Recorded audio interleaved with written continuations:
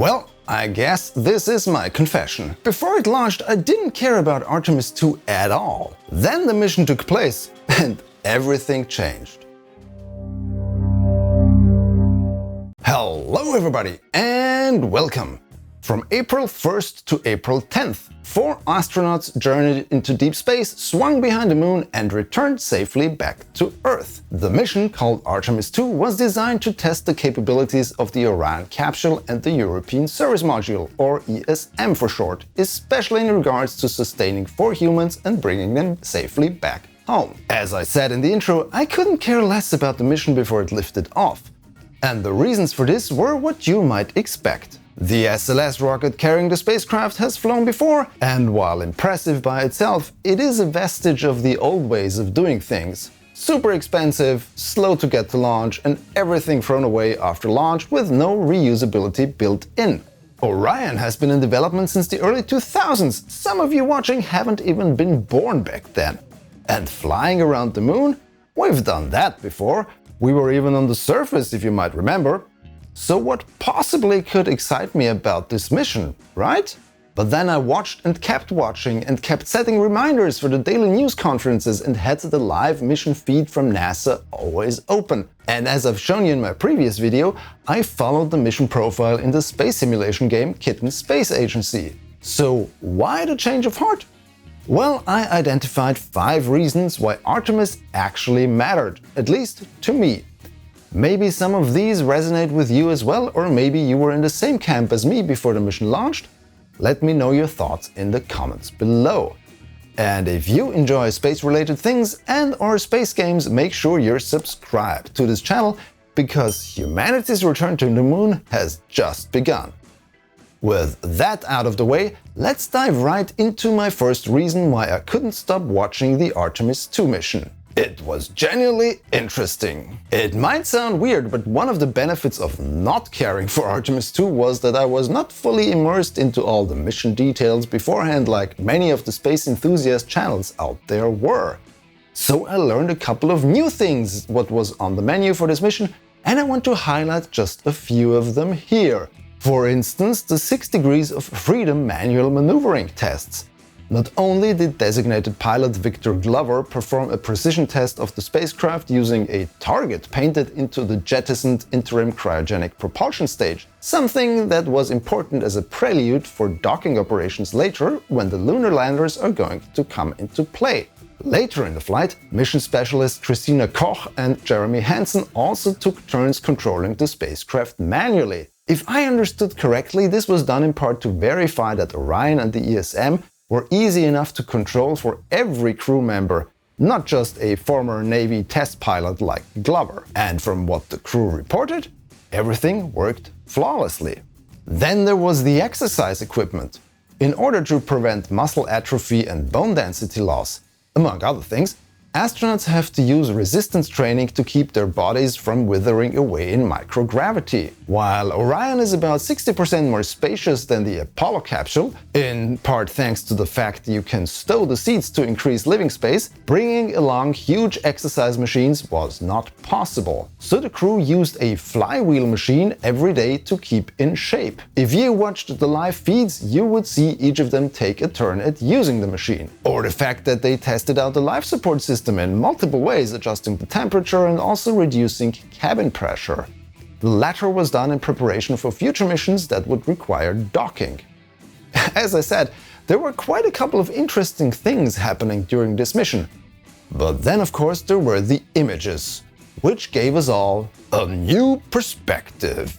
I think this image sealed it for me. This was when I finally became really invested into the mission. Earth lit by the moon, with aurorae visible and the sun just peeking around the, well, not corner, but you know what I mean. Then there was this, Earth setting behind the moon. Just beautiful. Or this, a solar eclipse observed from behind the moon. Here's another shot, this time not taken from inside the cabin, but from one of the cameras mounted to the solar panels. Sure, the moonlit image was taken at a massive amount of ISO and increased exposure settings. In reality, it would look more like this. But that's still impressive. Yes, we already had pictures from and around the moon, But even then, the images sent down by Artemis 2 offered us a new perspective on our moon and our own planet.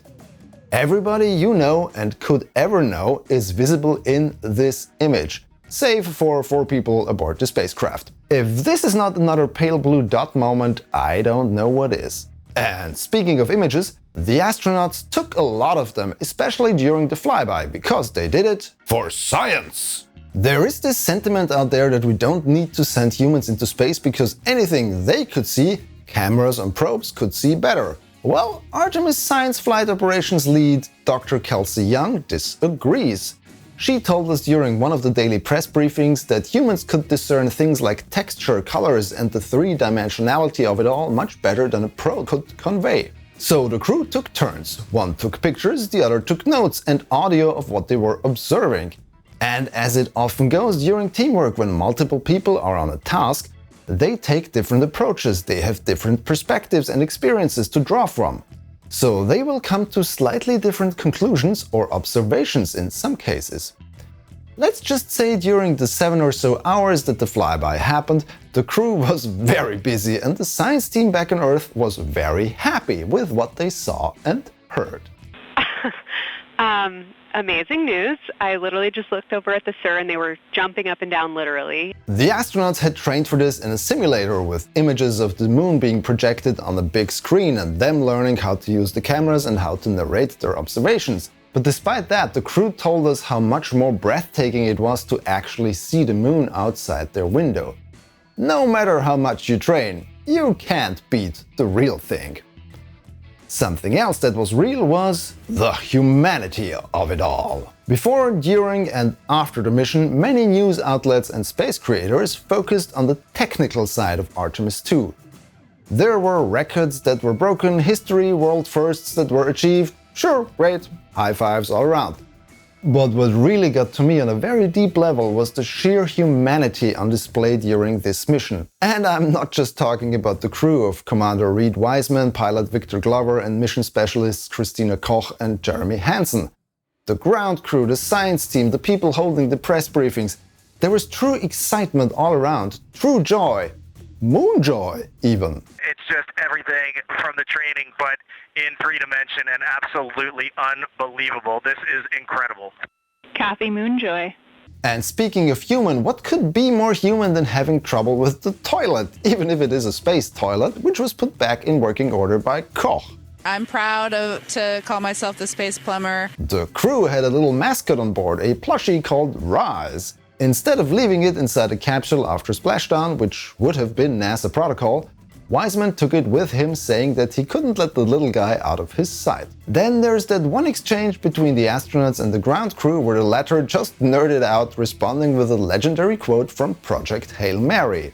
Amaze, amaze, amaze. Thank you, Reed. But the most human moment came when Jeremy Hansen announced that the crew wanted to name 2 yet unnamed features on the surface of the moon. One crater they named Integrity, after the name they had given their spacecraft. Another they named in honor of Wiseman's late wife, Carol. And if you want to find this one, you look at Glushko, and it's just to the northwest of that, at the same latitude as Ohm, and it's a bright spot on the moon. And we would like to call it Carol, and you spell that Carroll.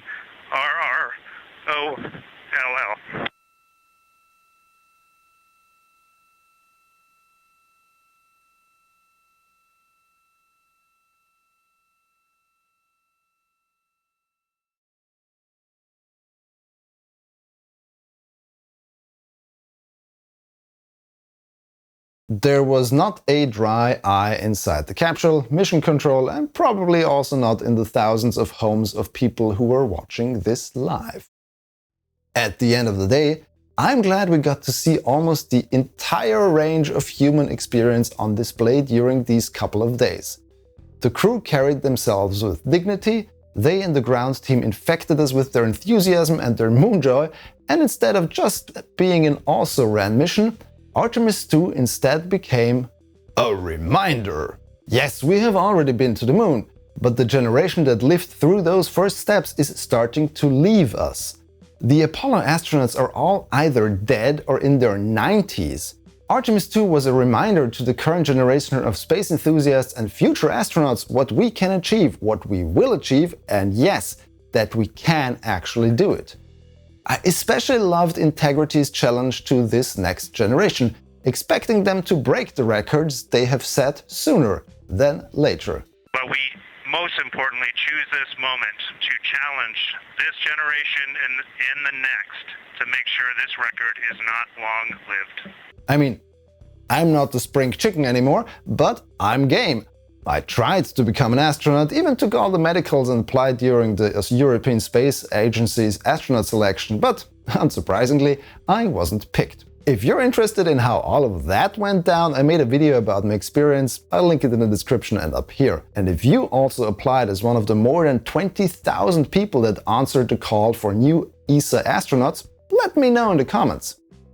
A quick suggestion if you want to go to the moon: get a degree or two in a STEM field, stay in shape, make sure you can work well within a team and can fit in the role you have been assigned.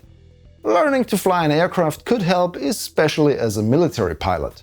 NASA announced their plans to create a permanent moon base, and there are going to be opportunities for not just NASA astronauts, but also some from other space agencies as well as private companies. We're just getting started with exploring the cosmos. And while I might not get a chance to fly to space soon, I'll be here to report on it, share my excitement with all of you, and use space games like Kerbal Space Program or Kitten Space Agency to recreate missions and visualize concepts. And if you enjoy this type of content, you can support me by signing up as a YouTube member or over on Patreon, where you can watch all my videos without annoying ads for a small contribution. Or you can pick one-time payments for single videos. And if you pick one of the higher tiers, your name will show up here, together with all of these wonderful people. Thank you so much for your support. Artemis 2 paved the way for future missions, and I'm really glad the crew made it back home safely. Unfortunately, the splashdown happened at 2 AM my time, so I wasn't able to watch it. Did you watch the return and splashdown? Were you a little worried because of the previous heat shield issues? As always, let me know your thoughts in the comments. Next up, Artemis 3! If you enjoyed this video, please subscribe to my channel for more and follow me on my social thingies. The links are in the description. Thanks for watching. Goodbye.